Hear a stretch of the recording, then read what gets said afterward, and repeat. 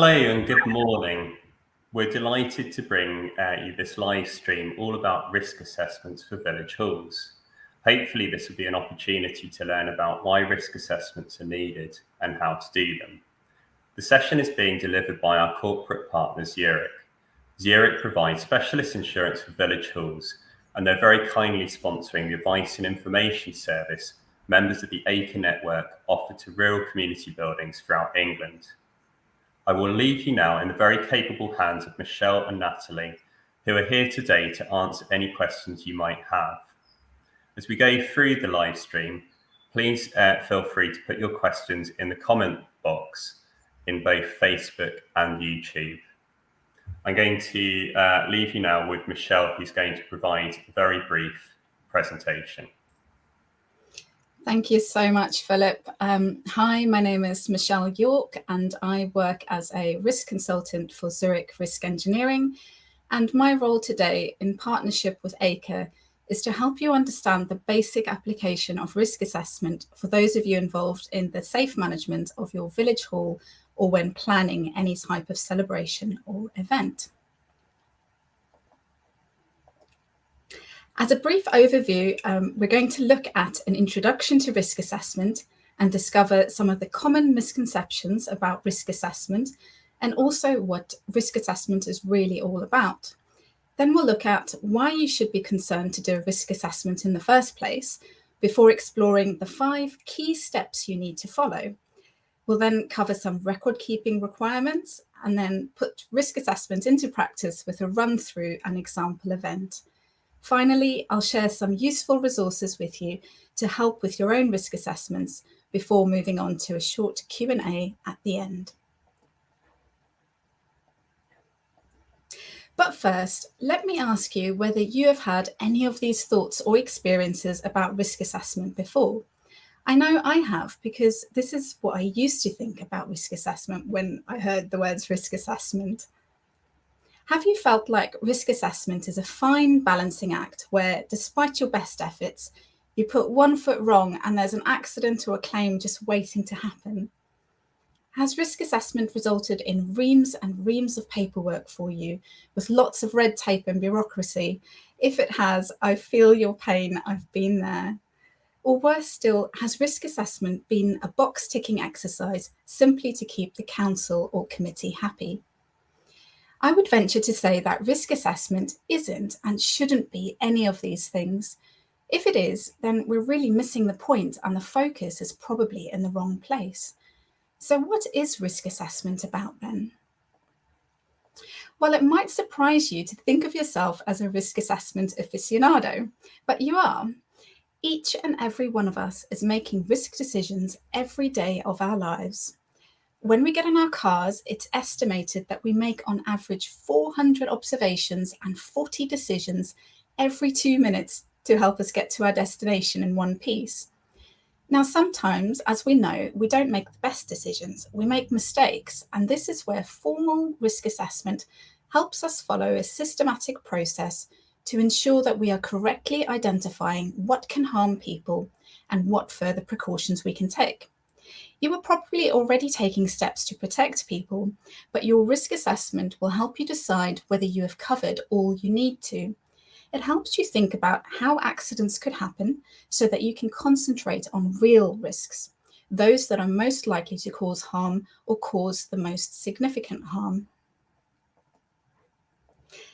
The Health and Safety Executive says that a risk assessment is nothing more than a careful examination of what in your work could cause harm to people. It's the systematic general examination of a work activity, the premises and equipment, to enable precautions to be taken to prevent injury and ill health. It answers the questions: what can cause harm? Who is affected? How dangerous is it? What are we doing already to control it? Do we need to do more? Now, there are some very good reasons as to why we should do a risk assessment in the first place. Firstly, there's the legal premise under the management regulations upon every employer to make a suitable and sufficient assessment of the risks to the health and safety of employees at work and others affected by work activities to identify control measures that may be needed. But ultimately, the reason health and safety legislation is in place is to help to prevent accidents and incidents from happening in the first place. By carrying out a suitable and sufficient risk assessment and implementing the necessary controls, you can show that as an organisation you are taking reasonable precautions to protect people. So if you're ever in the unfortunate situation of facing a prosecution or a civil claim, your risk assessment will help your defence. And ultimately, by taking reasonable precautions and sensibly balancing risks against other operational needs, this will help you run successful events. It will help you protect employees, the public, and others such as visitors and contractors.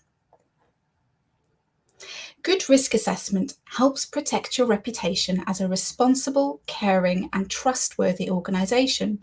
It builds confidence in you, and people want to work with you. They want to use your hall, your facilities. And if I haven't convinced you already on all these merits, as they say, money talks, and risk assessment can help your organisation's finances as it helps you focus your resources where they are needed most.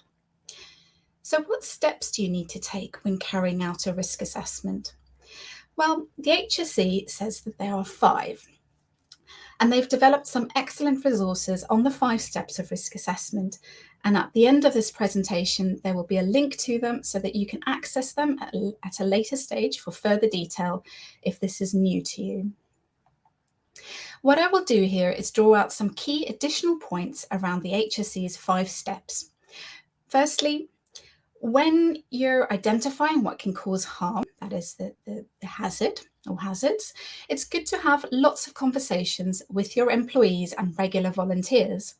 Ask what they think the hazards are, as they may notice things that are not obvious to you and may have some good ideas on how to control the risks. In terms of who might be harmed, step 2, make sure that you include third parties such as contractors, self-employed persons such as musicians or entertainers, and visitors. Try to put yourself in their shoes and think about their risk exposures. You might want to think about how familiar persons are with the premises and equipment and how that might impact their interactions with the facilities and if that increases the risk to them in any way. For example, a visitor who is less likely to know the layout of the site, or a child who may stray off into areas that might otherwise be unsafe for them, such as an electrical cupboard. A maintenance contractor may be exposed to risks specific to your building, such as asbestos. When you're evaluating risks, that is to think about the level of risk involved, remember risk is a part of everyday life and you are not expected to eliminate all risks. What you must do is make sure you know about the main risks and the things you need to do to manage them responsibly. For step 4, we'll cover more on record keeping in a moment. But of course, that isn't the end of it. After step 4, the risk assessment shouldn't just sit on the shelf. You need to take action to control risks in practice.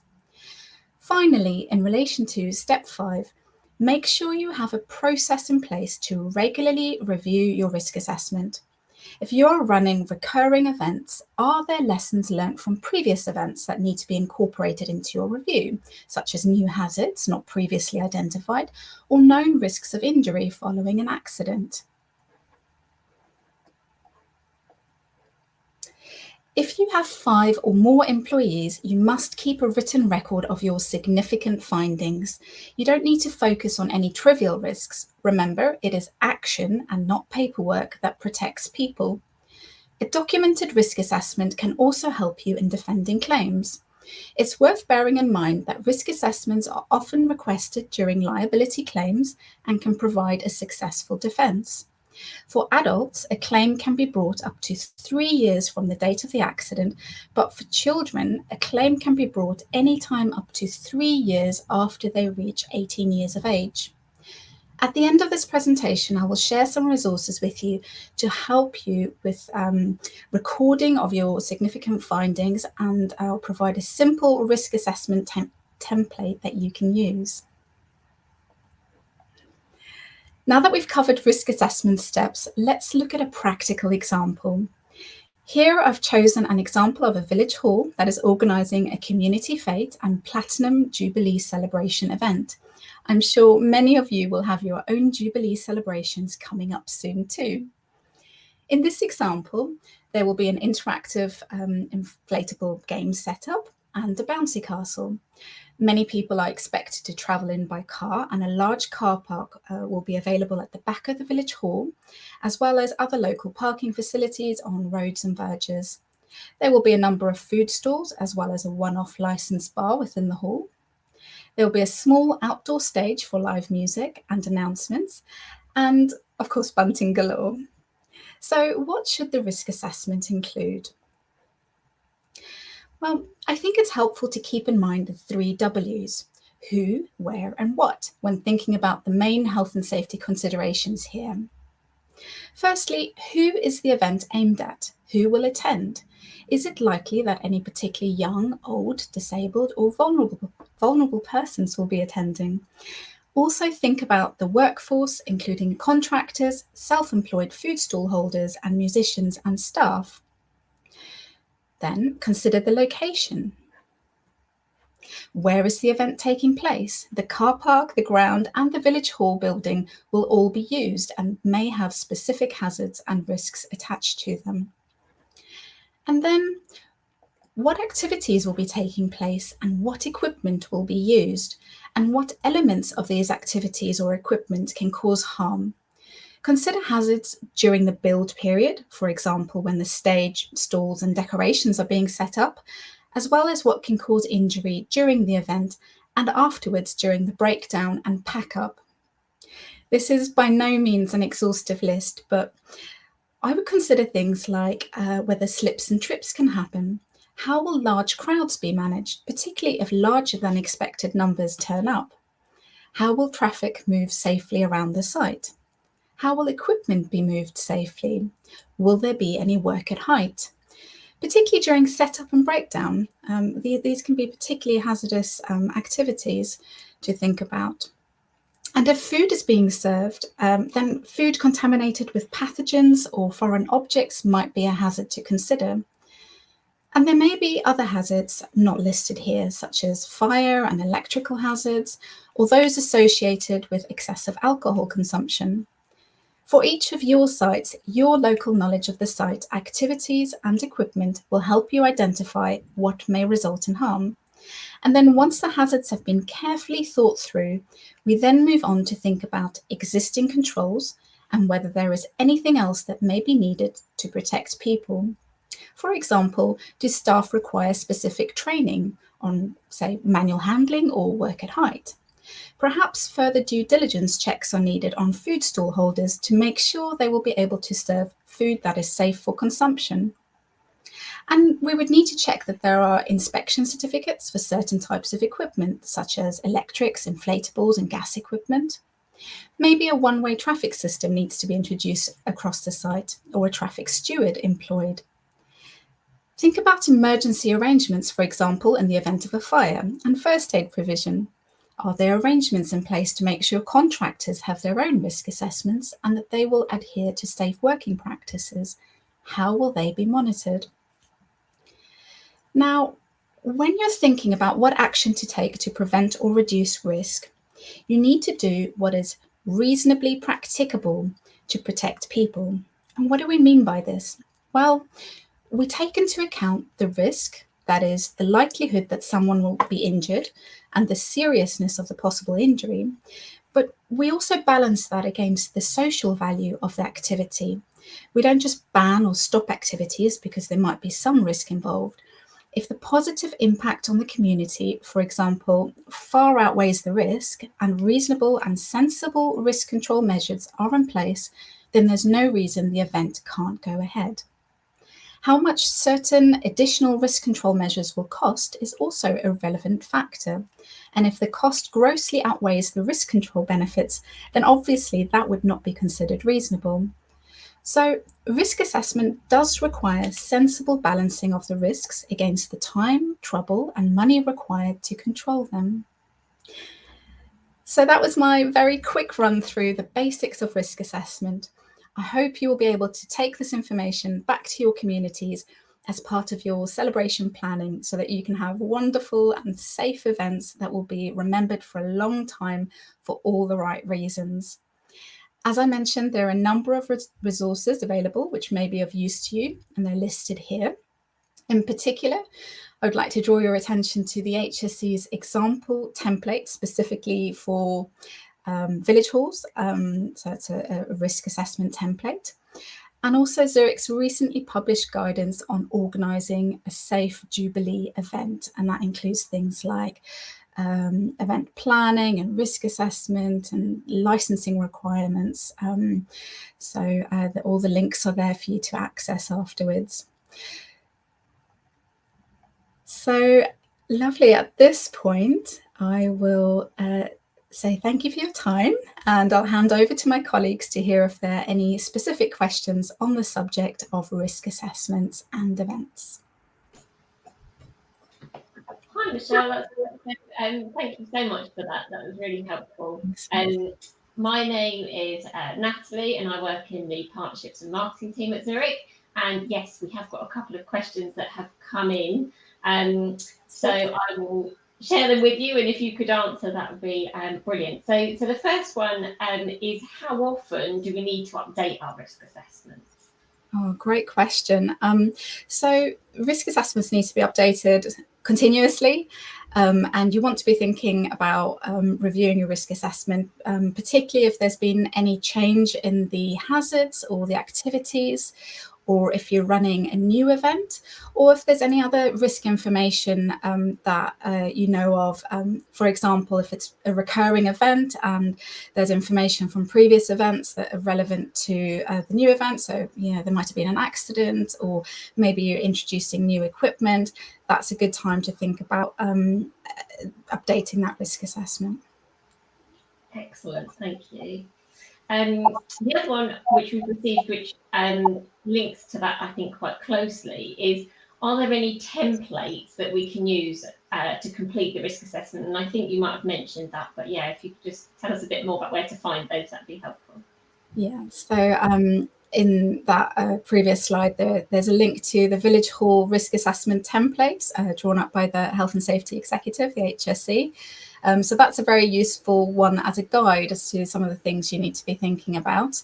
And generally on the HSE's web pages, they also have step-by-step processes and other example templates that you can access. So if you just type into Google HSE risk assessment, that information should come up for you. Brilliant, thank you. And then we've got a specific one about the Jubilee. So could you sort of give any sort of guidance around Jubilee tree planting and beacon lighting as well? So those specific celebrations that are going on to celebrate the Jubilee, yeah, any suggestions you've got on that? Yeah, so a Jubilee tree planting is new on me. I think that might be one that we can take away. Perhaps if we can get the contact details for the inquirer, then we could come back about that one.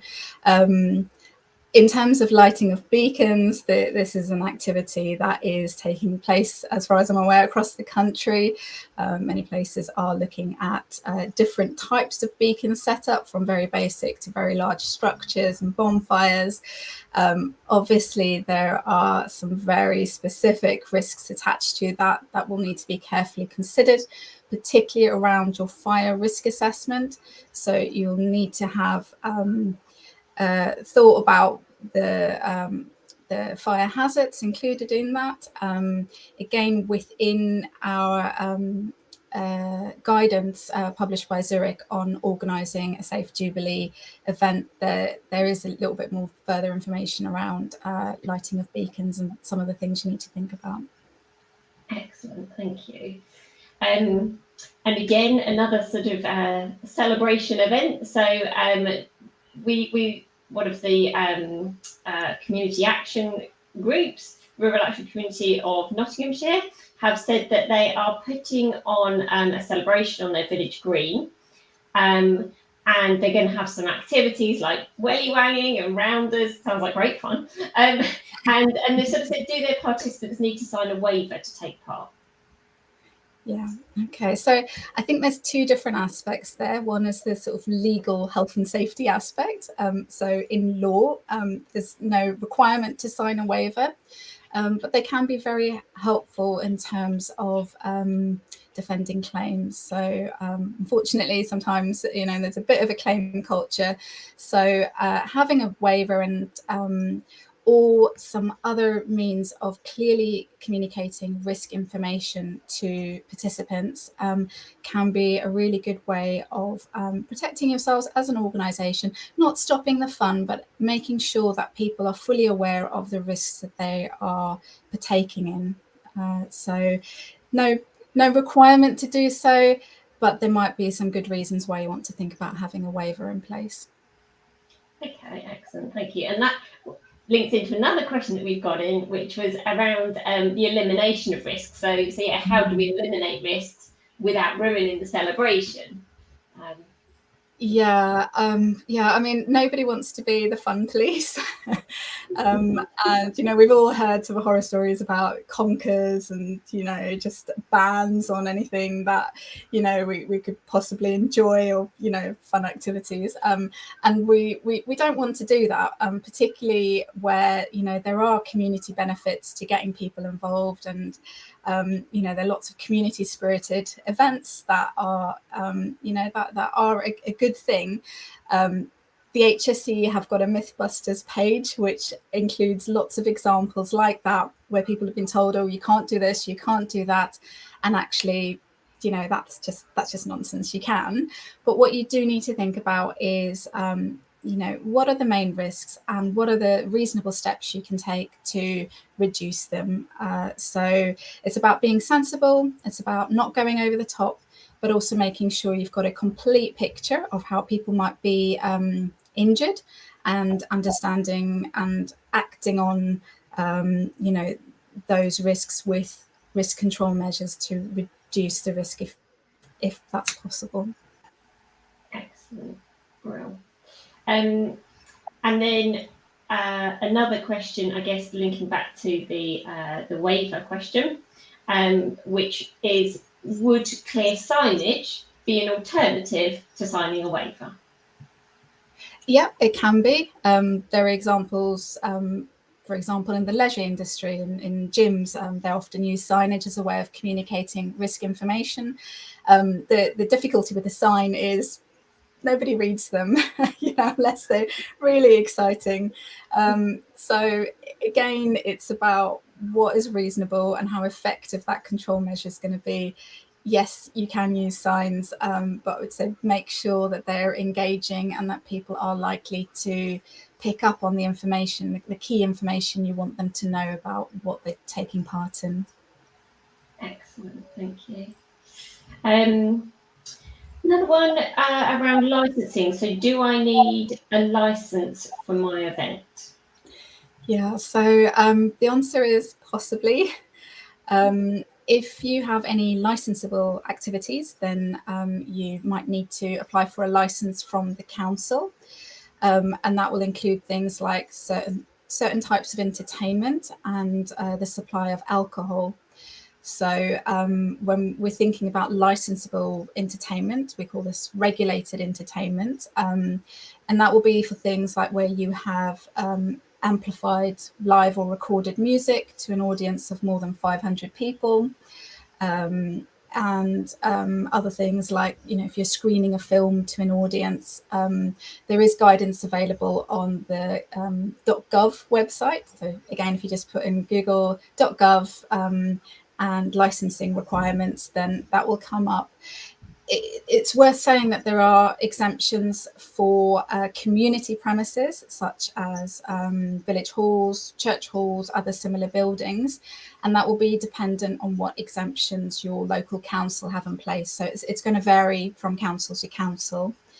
In terms of recorded music, there might be something called a music license that you need to apply for. So again, that's just to sort of protect the integrity of the people who produced that song in the first place. And then just thinking about sort of provision of food, you might also need to think about whether or not food business registration is required. For one-off events, generally they won't be required. But if you have sort of regular organised food-related activities, then you might need to be talking to your council about registering. So. Okay, excellent, thank you. And then another one around the actual planning event, which I feel like I can partially answer. We've actually recently published some guidance on how to plan an event in terms of different stages.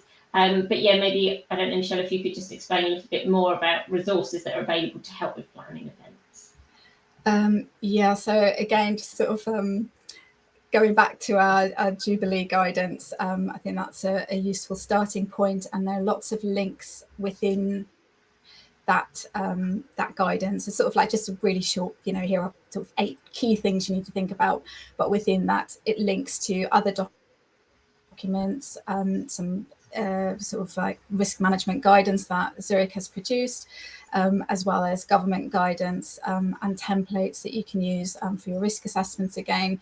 Yeah, that sort of sounding a little bit like a stuck record on that one, but that Jubilee guidance is a good starting point. Excellent, thank you. That is brilliant. I'm conscious of time, and we're sort of coming to the end now, I think. But I just, from my point of view, want to say thank you to everybody that's taken part and sharing the comments, asking the questions. I know there is a lot of events planned coming up with the long bank holiday weekend, especially at Village Halls. So yeah, so just want to take a moment to say thank you to everybody for all the comments. Hope it's been really useful, and thank you to Michelle for telling us all about how to do a risk assessment and things we need to think about. So yeah, thank you very much. Indeed, thank you, Michelle and Natalie, for imparting your wisdom today. One of the things I just wanted to add is that ACRE network members, they have village hall advisors in every rural county of England. So please do get in touch with them if you have any other questions about the running of village halls and also around risk assessments. Yeah, excellent. Thank you, and enjoy the rest of your day. Yeah. Thank you, everybody. Bye. Bye.